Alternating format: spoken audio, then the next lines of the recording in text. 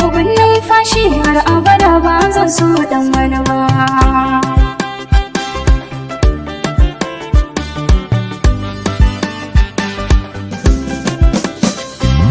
Da na ji sautin muryar ka a kunne ina da jin daɗi, da na shigo taron mata sai kaina yadda da yin faɗi.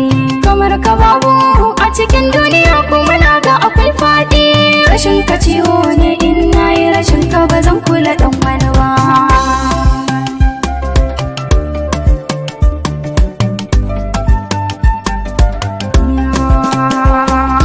Jini da hanta ka ratsa har ka biyo ta numfashi, ka iya tsara kalaman soyayya da haɗi kuma ga taushi. Garin masoyi baya nisa gane gari na manumfashi, duka kalamai na kai zan yi wa amma ba dan wani ba. Ba zan yi wa dan wani ba.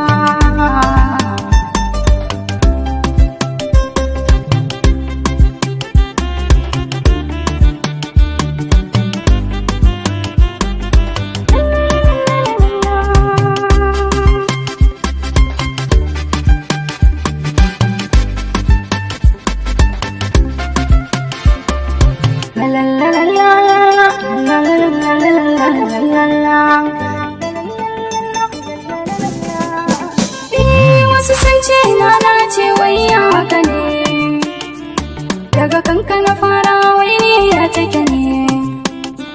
Tambaya ta ke ta yi wai ko kai ne, babu jira na ba su bayanai ke shi ne.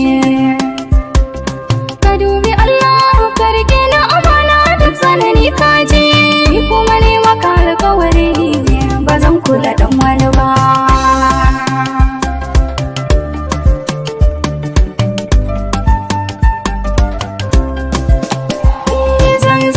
Tare da kai asalin ƙauna, domin kai ne ka fahimci bayanai na san kuma kai za ka adana sirrina, za ka min addu'a ko da bayan raina.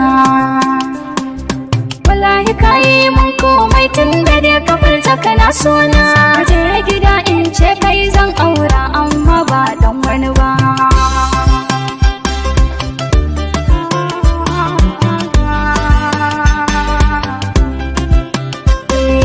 Sannu uban ƴaƴana zani kira ka hakika kowace rana, kai ne bugun numfashi har abada ba zan so dan wani ba.